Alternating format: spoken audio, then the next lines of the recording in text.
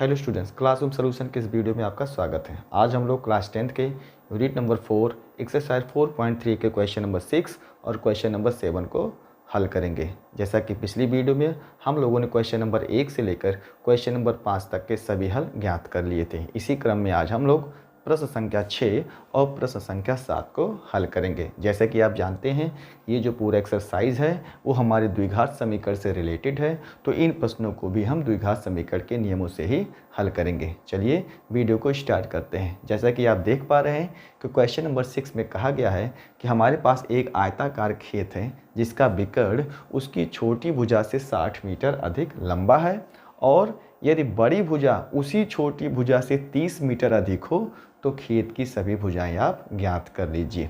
प्रश्न संख्या 6 में हमको ये कहा गया है। और प्रश्न संख्या 7 में कहा गया है कि हमारे पास दो संख्याएं हैं जिनके वर्गों का अगर हम डिफरेंस लेते हैं, अंतर कर लेते हैं, तो ये 180 प्राप्त होता है। और शर्त है कि जो छोटी संख्या का वर्ग करेंगे वो बड़ी संख्या का 8 गुना है। छोटी संख्या का वर्ग करने पर वो बड़ी संख्या का 8 गुना हो जाता है। तो इस कंडीशन में आप दोनों संख्याएं ज्ञात कर लीजिए। चलिए पहले हम प्रश्न संख्या 6 को हल कर लेते हैं। तो सबसे पहले हम इसको एक चित्र के द्वारा समझेंगे कि इसमें कहा गया है कि हमारे पास एक आयताकार खेत है। तो जैसा कि आप शेप जानते हैं आयत में, ठीक है, मान लेते हैं ये हमारे पास आयताकार खेत है। तो यहाँ पर हम देखेंगे इसके वर्टेक्स को हम यहाँ पर नाम दे देते हैं A, B, C और D। ये हमारे आयताकार खेत का चित्र है। अब उसने कहा गया है कि आयताकार खेत का विकर्ण, अब आप जानते हैं विकर्ण में कि दो सम्मुख वर्टेक्स को अगर हम मिला दें तो हमारा विकर्ण तैयार हो जाता है। तो ये हमारा जो AC है वो विकर्ण है। AC क्या है? विकर्ण है। तो क्या वो छोटी भुजा से 60 मीटर अधिक लंबा है? विकर्ण जो है वो छोटी भुजा से 60 मीटर अधिक लंबा है, और जो छोटी भुजा है, ठीक है, उससे भी एक भुजा बड़ी है। मतलब जो बड़ी भुजा होगी, अब विकर्ण के अलावा की बात हम कर रहे हैं, जो बड़ी भुजा होगी वो छोटी भुजा से 30 मीटर अधिक है। तो यहाँ गौर करिएगा कि आप छोटी भुजा से ही दो अन्य भुजाएं, क्योंकि छोटी भुजा से ही संबंधित दो अन्य भुजाएं दी गई हैं, छोटी भुजा को ही आधार मानकर विकर्ण की माप निकालेंगे और छोटी भुजा को ही आधार मानकर हम उसकी बड़ी भुजा को ज्ञात करेंगे, क्योंकि सारा रिलेशन छोटी भुजा से ही है। तो चलिए सबसे पहले हम यहाँ मान लेते हैं, क्योंकि हमको सभी भुजाओं का मान मानना है। तो यहाँ पर लिखेंगे कि माना जो हमारी छोटी भुजा होगी उसको हम मान लेते हैं वो x मीटर की होगी। छोटी भुजा होगी हमारी वो कितने मीटर की होगी? x मीटर की होगी। चलिए सपोज दैट हम मान लेते वो भुजा हमारी यहाँ पर है x मीटर की। अब क्या कहा है? विकर्ण छोटी भुजा से 60 मीटर अधिक लंबा है। तो इस वजह से आप छोटी भुजा को आधार मान लेते हैं, तो विकर्ण is equal to x plus 60, और ये हो गया मीटर, क्योंकि कहा ही है कि छोटी भुजा से 60 मीटर अधिक लंबा है। तो ये आप देख रहे हैं ये हमारा विकर्ण हो गया है। ये जो हमारे कितने सेंटीमीटर का या मीटर का होगा? x प्लस 60, ठीक है, और यहाँ मेजरमेंट होगा मीटर में। फिर अब बड़ी भुजा जो है वो भी छोटी भुजा से 30 मीटर अधिक है। तो यहाँ पर आपको मिल गया किस भुजा की माप? बड़ी भुजा। तो बड़ी भुजा छोटी भुजा मतलब x से वो 30 मीटर अधिक है। तो ये हमारी बड़ी भुजा x प्लस 30 मीटर। सबसे छोटी भुजा, उससे बड़ी भुजा, और ये हो गया हमारा विकर्ण। इस तरीके से हमने तीनों भुजाओं का मान एक व्यंजक के रूप में प्राप्त कर लिया। अब हम क्या करना है? खेत की सभी भुजाएं आप बता दीजिए। तो आप ध्यान से देखिएगा कि इसमें जो A, D और C है ये हमारा एक समकोण त्रिभुज है, A, D और C, ठीक है। केवल इसमें ध्यान देंगे A, D और C। तो जो ये x हमारा है वो लंब है, ठीक है, और ये जो DC हमारा है वो हमारा बेस है, परपेंडिकुलर साइड है, और ये हमारा साइड जो है वो कर्ण अर्थात हाइपोटेन्स है, ठीक है। तो इस तरीके से हमें पाइथागोरस प्रमेय का प्रयोग करना है और तीनों भुजाओं का मान हम ज्ञात कर लेंगे। चलिए अब पाइथागोरस प्रमेय का हम उपयोग कर लेते हैं। तो आप लिखेंगे इसलिए पाइथागोरस प्रमेय से, आप यहाँ पर छात्रों कौन सा नियम लगाएंगे? पाइथागोरस प्रमेय से। अब पाइथागोरस ने क्या कहा था कि किसी समकोण त्रिभुज में सबसे बड़ी भुजा का वर्ग वो उस त्रिभुज के दो छोटी भुजाओं के वर्गों के योग के बराबर होता है। तो सबसे बड़ी भुजा समकोण त्रिभुज में कर्ण होती है तो उसका स्क्वायर, उसका हम वर्ग लेंगे तो यहाँ पर होगा x + 60 का वर्ग, वो बराबर होगा उस त्रिभुज की शेष दो अन्य भुजाओं के वर्गों के योग के। तो यहाँ पर हम देखेंगे बड़ी भुजा x + 30 का वर्ग और छोटी भुजा x² का वर्ग, ये पाइथागोरस प्रमेय कहता है। अब इस समीकरण को हम हल करेंगे और तीनों भुजाओं का मान ज्ञात कर लेंगे। चलिए आगे बढ़ते हैं। ये हमारा a + b का होल स्क्वायर है, तो सॉल्व करेंगे। सबसे पहले लिखेंगे a² + b², तो अगर हम 60 का वर्ग करेंगे तो 3600 होगा, और +2ab, तो 60 × 2 होगा 120 और हो जाएगा आपका x। ठीक है, इसी क्रम में हम आगे बढ़ेंगे। x + 30 का वर्ग करेंगे तो वो भी a + b का होल स्क्वायर है, तो a² + b², 30 का वर्ग करेंगे तो 900 आएगा, और 30 × 2 60x, और लास्ट में हमारे पास है x²। ठीक है, अब हमने क्या किया, पदों को और प्रसारित कर दिया। अब यहाँ से देखेंगे कि यहाँ पर x² दोनों साइड में बराबर थे, कैंसिल कर दिया गया। शेष पदों को हम पक्षांतर करके दूसरी तरफ ले चलते हैं और उन्हें देते हैं एक द्विघात समीकरण का रूप। ठीक है, तो देखिए हमारे पास यहाँ द्विघाती समीकरण में है x का वर्ग, फिर हम यहाँ पर लिखेंगे 60x और प्लस हमारा है 900। पक्षांतर होने के बाद ये होगा माइनस में 120x और फिर माइनस में 3600, ये हो गया हमारा 0। ठीक है, अब हम थोड़ा सॉल्व करेंगे। 60x और 120x ये सजातीय पदों में हैं, प्लस और माइनस का खेल है, तो यहाँ पर क्या करेंगे, सब्ट्रैक्शन होगा। तो ये आपका पद मिलेगा x² प्लस, और जब माइनस करेंगे यहाँ पर तो ये वैल्यू आपका होगा +60 और -120, इस तरीके का होगा। तो हम क्या करेंगे, 120 - 60 कर देंगे तो हमारे पास बचेगा 60, लेकिन माइनस में। तो चलिए हम यहाँ पर लिख लेते हैं -60x। ठीक है, क्योंकि 120 से हमने 60 को माइनस किया। अब 3600 माइनस में है और 900 प्लस में है। ठीक है, तो यहाँ भी अपोजिट साइन है, तो हम सब्ट्रैक्शन कर लेंगे। आंसर होगा नेगेटिव में, क्योंकि 3600 आपका बड़ा है। अब यहाँ से जब हम घटाएंगे तो हमको वैल्यू मिलेगा 2700, और ये हो गया बराबर किसके, 0 से। छात्रों, ये द्विघात समीकरण का रूप हमें प्राप्त हो गया है। अब आप यहाँ से द्विघाती सूत्र का प्रयोग करेंगे और इस प्रश्न को हल कर लेंगे। चलिए द्विघाती सूत्र से यहाँ पर हम देखेंगे, द्विघाती सूत्र से। ठीक है, तो यहाँ निकालेंगे x = फार्मूला होता है -b। ठीक है, एक बार हम यहाँ फार्मूला लिख देते हैं, -b + √b² - 4ac/2a। ठीक है, जिसमें जो हमारा b होगा वो मध्य पद का गुणांक है। ठीक है, और जो a है वो x² का गुणांक है। c हमारे अचर पद में होता है, तो हम वैल्यूएशन करना जानते हैं। तो सबसे पहले हमको -b रखना है। अब देखेंगे b का वैल्यू 60 खुद ऋणात्मक में है, तो माइनस और माइनस यहाँ पर होगा प्लस में कितना, 60 प्लस माइनस √b², तो माइनस का वर्ग करते हैं तो प्लस होता है, तो 60 का वर्ग जो करेंगे वो हमारा होगा 3600। माइनस लगाएंगे 4ac। अब c स्वयं यहाँ पर 2700 ऋणात्मक पद में है, इसलिए ऋण और ऋण हो जाएगा आपका प्लस। 4 लिखेंगे, 4 a का वैल्यू 1। ठीक है, तो 4 × 1 = 4, 4 × 1 4 × 4 होता है, और गुणा कर देंगे हम उसमें 2700 का, तो 4 × 2700 और फिर बटे 2 × 1 = 2। इस तरीके से हम इसको सॉल्व करेंगे। आगे बढ़ते हैं। 60 प्लस माइनस, ध्यान देंगे, 4 × 7, 4 × 7 = 28, 4 × 27 का वैल्यू निकालेंगे, 4 × 7 = 28, और 4 × 2 = 8, 8 और 2 10, ठीक है। और इसके आगे हम फिर 2 जीरो बढ़ा देंगे तो ये हमारा आएगा 10,800 और उसी में हम 3600 जोड़ेंगे, 8 6 14, तो हमारे पास 14,400 मिलेगा। तो पूरा योगफल लेते हुए हम यहाँ पर लिखेंगे 14,400 बटे कितना हो जाएगा 2।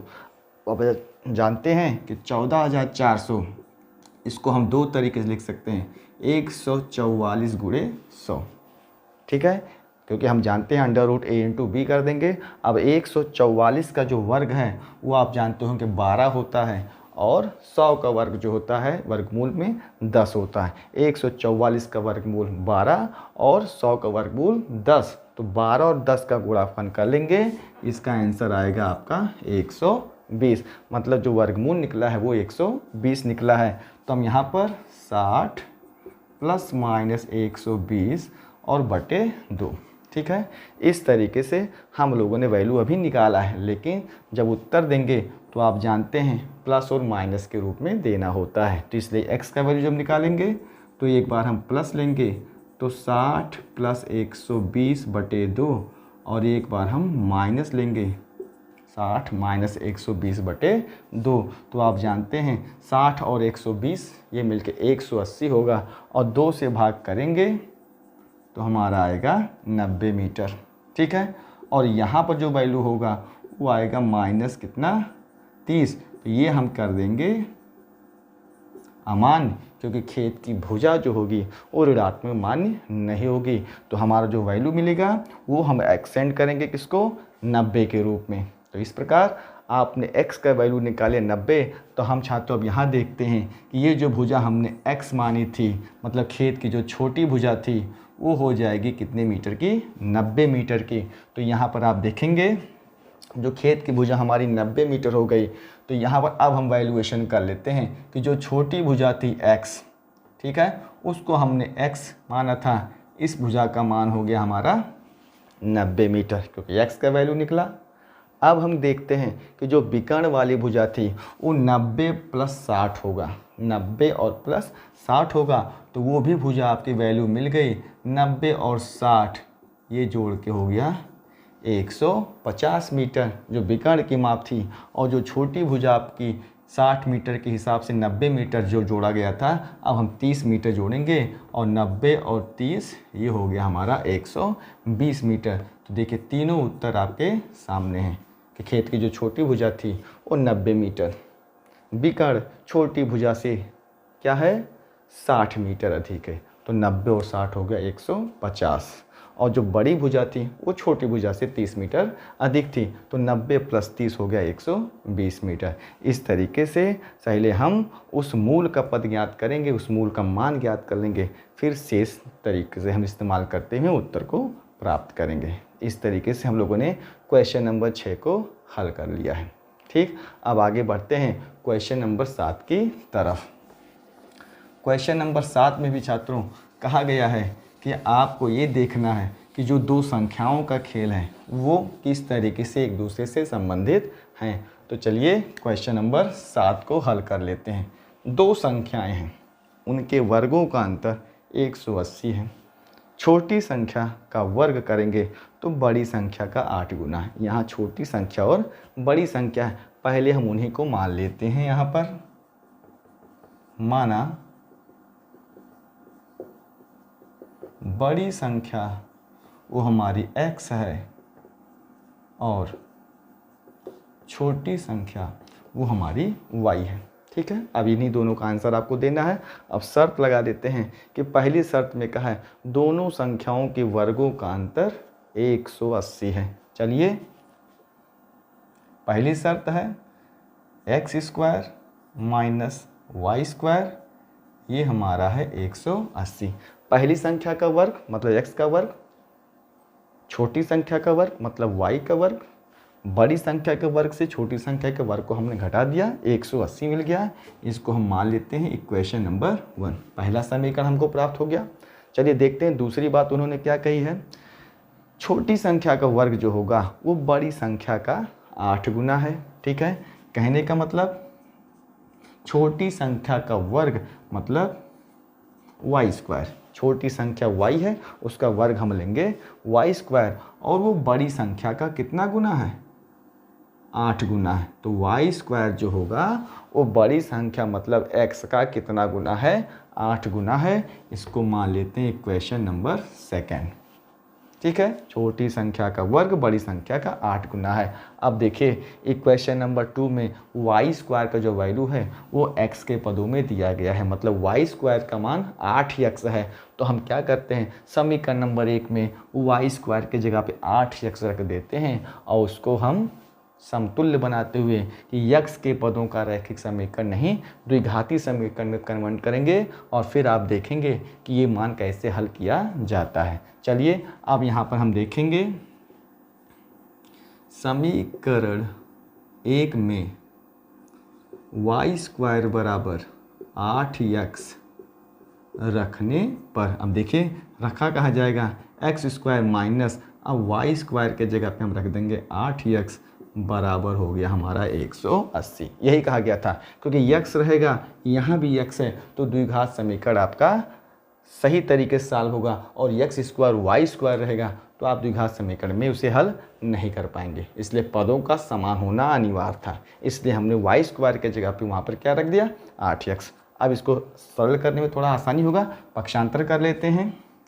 आपको क्या मिलेगा, x square minus 8x minus 180 बराबर 0। इस तरीके से हमने एक द्विघाती समीकरण का रूप पा लिया। चलिए अब इसके मूल को ज्ञात कर लेते हैं कि आखिर x का वैल्यू क्या निकलेगा। तो यहाँ पर आप क्या करेंगे, द्विघाती सूत्र लगाइए या मध्य पदों के गुणनखंड से आप इसको सरल कर दीजिए। तो हम यहाँ पर द्विघाती सूत्र का प्रयोग करते हैं।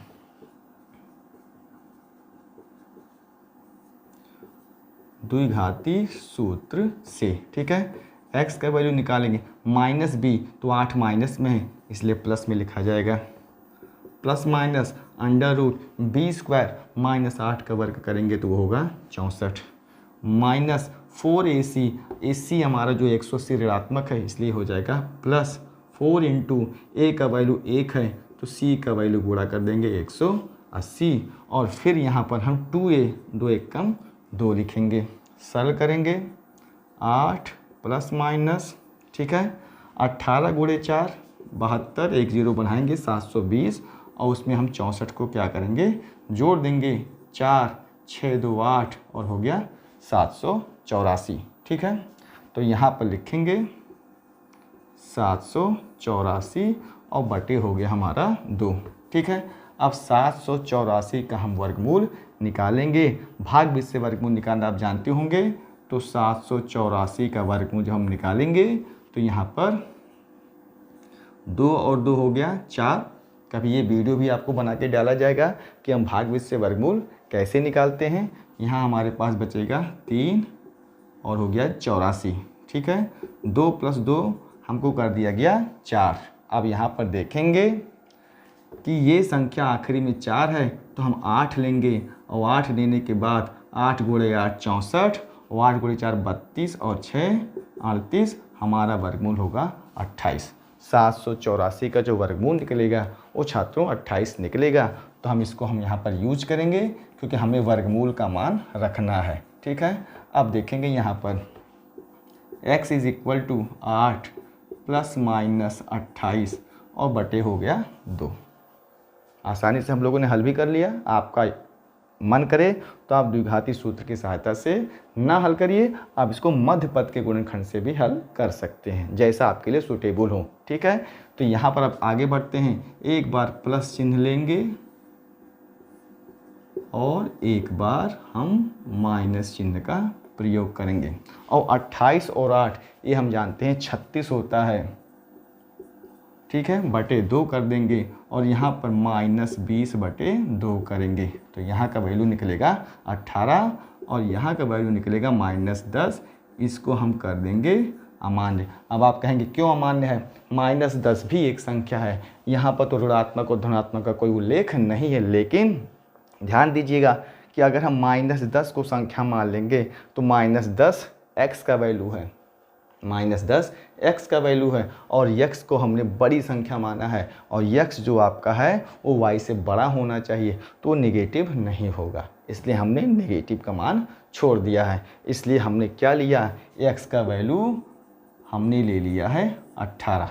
x का वैल्यू हमने क्या ले लिया, 18। छात्र, तो x का वैल्यू 18 मिल गया है, तो आखिर दूसरी संख्या कौन होगी, वो y का वैल्यू निकालना है। तो आप जान रहे हैं कि जो हमारा y² अर्थात छोटी संख्या का वर्ग जो होगा वो 8x के बराबर है। तो चलिए समीकरण 2 से ही हम उस y का मान ज्ञात करते हैं। तो यहाँ ध्यान देंगे, y² इज इक्वल टू कितना हो गया, 8x। अब यहाँ लिखेंगे 8 गुणे और x का मान 18 और 18 गुणे 8 ये हमारा होता है 144। तो आप जानते हैं कि अगर हम y का वैल्यू निकालेंगे तो ये हमारा होगा 12, क्योंकि 144 का वर्गमूल हम निकालेंगे। तो इस प्रकार हमको मिल गया कि छात्रों बड़ी संख्या हमारी 18 है और छोटी संख्या हमारी हो गई 12। ठीक है। अब आप चाहते हैं कि ये क्वेश्चन को रीचेक कैसे किया जाए, ये सही है अथवा गलत है, तो आप किसी भी समीकरण में वैल्यू रख के उसकी सत्यता की जांच कर भी सकते हैं। तो यहाँ चेक कर सकते हैं कि देखिए y² मतलब ये हमारे 12 का वर्ग होगा, y² मतलब 12 का वर्ग, और वो जो निकलेगा 144 निकलेगा। और x देखिए इस समीकरण में क्या लिखा गया है, 8x, तो 8 गुणे 18 वो भी छात्रों कितना निकला हुआ है, 144। इस तरीके से हमने सत्यता की जांच भी कर ली। और इस प्रकार आज हम लोग का ये वीडियो क्वेश्चन नंबर 6 और क्वेश्चन नंबर 7 पर समाप्त होता है। उम्मीद करते हैं हर वीडियो की तरह ये वीडियो भी आपको पसंद आएगी। जो छात्र नए हैं, जो मेरे चैनल पर पहली बार विजिट कर रहे हैं, वो चैनल को सब्सक्राइब जरूर कर लें। वीडियो पसंद आए तो लाइक करिए, शेयर करिए और कमेंट करके बताइए कि वीडियो आपको कैसी लगी। धन्यवाद।